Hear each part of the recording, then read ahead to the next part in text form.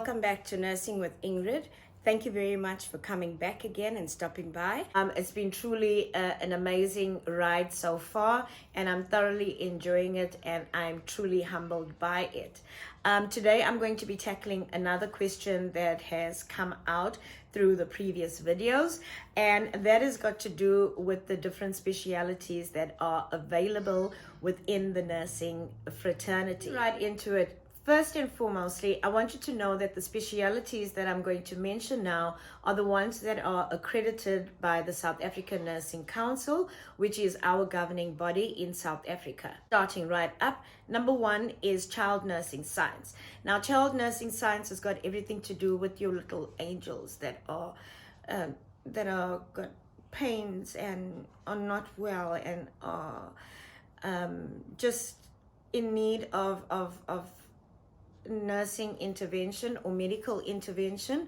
These are babies and children that are under the banner of pediatrics, and this is a qualification or a speciality that you can think of if you like children and you like babies and you like caring for babies. So that is something to look at. Number two, trauma and emergency nursing science, and that is for your adrenaline junkies, the people that are in the middle of it all, doing their thing. Now, with the trauma and emergency nursing, you can either be based in a hospital in the trauma unit, or you can be part of the ambulance system, the emergency medical response teams. And that is also very fulfilling, because then you fly in helicopters and you ride in ambulances and you're on the scene of the accident immediately. You're on the scene of everything that's medically related that is out of the hospital environment. The third one is intensive care nursing, which is ICU nursing. Now, this is nothing short of just also miracle workers. They are very meticulous. It's also an intensive training program, but very fulfilling, and it's for your individual that is a very detail orientated, that is very patient centric, because of the intensity, as the name says, the intensity of the medical condition that the patient is in. So if that is also something that you haven't thought about, and it's something that you might want to do at some point, go ahead and try it. There's no harm in that. Then we have number 4, nephrology nursing. This is got everything to do with renal disease, and I did a very short stint in renal care, and it is, you bond so much with your patients because of renal disease being such a chronic disease, and it's like lifelong basically. So you bond with your patients a lot. You see your patients very frequently if they are on hemodialysis, and just generally you form that bond with your patients, especially in the renal environment. Now, that was nephrology nursing. Then we have oncology and palliative nursing. Now, these nurses are nothing short of angels on earth because of the nature of the work that they do. The care that they give to terminally ill patients, it is for a very special kind of individual with a very special kind of I want to say anointing, to be able to do that, to be able to nurse very ill patients that are at the end of their life, and to walk them through that journey until they cross over to the other side. So if that's something that you are interested in, or if that's something that you're passionate about, please feel free, because we really do need oncology nurses, and we do need palliative care nurses, because they do suffer from a bit of burnout given the nature of the work that they do. So I just want to say to all the oncology and the palliative nurses out there, thank you for everything that you do every single day.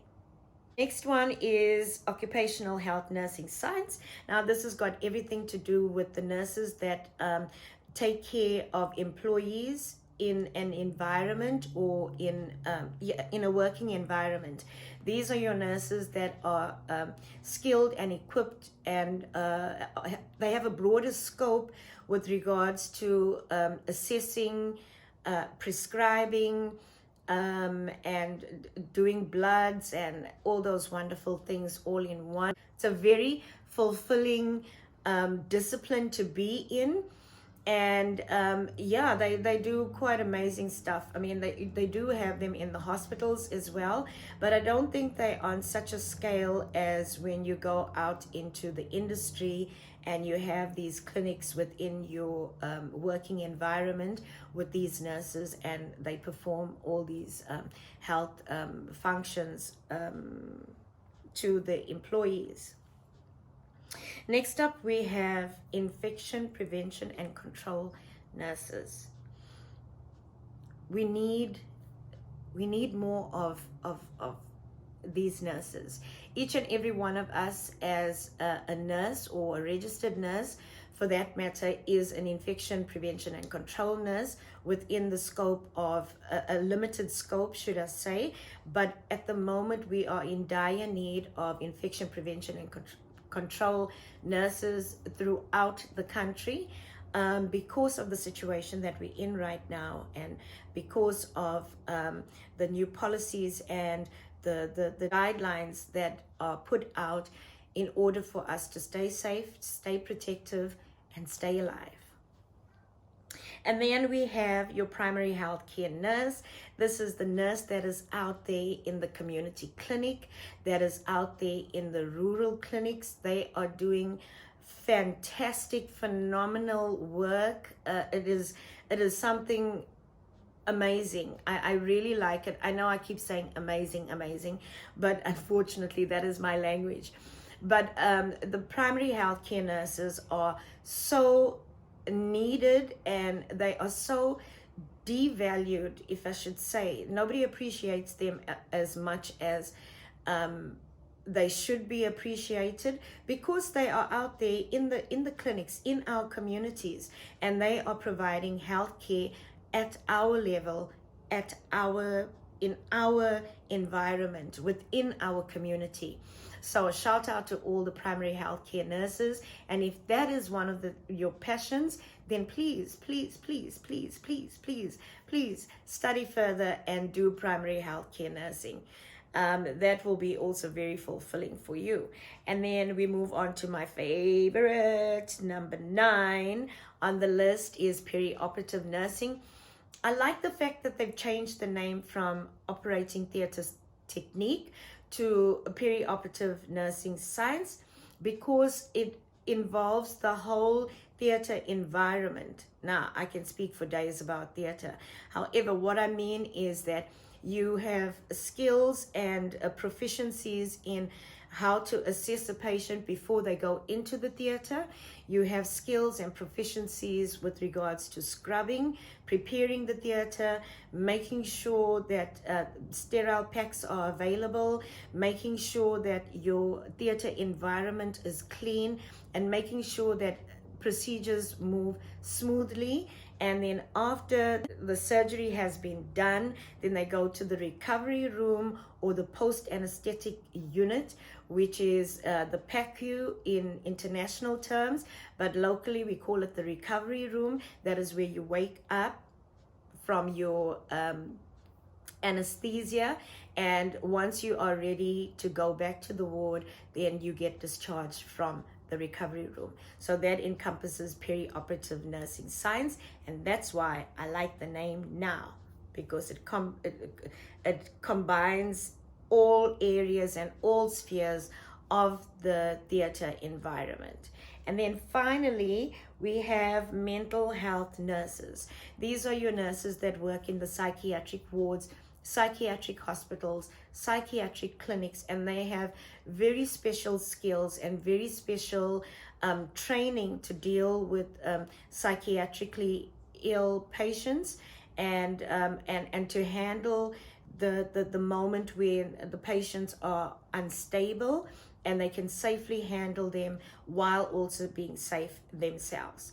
So that's it from me.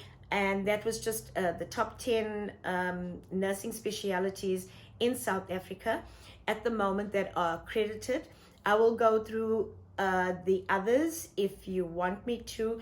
There's one that I left out, and I will let you know in future why I left that one out. Thank you very much for watching this video. If you liked it, please give it a big thumbs up, and I'll see you in the next video. Take care, stay safe, and God bless. Bye-bye.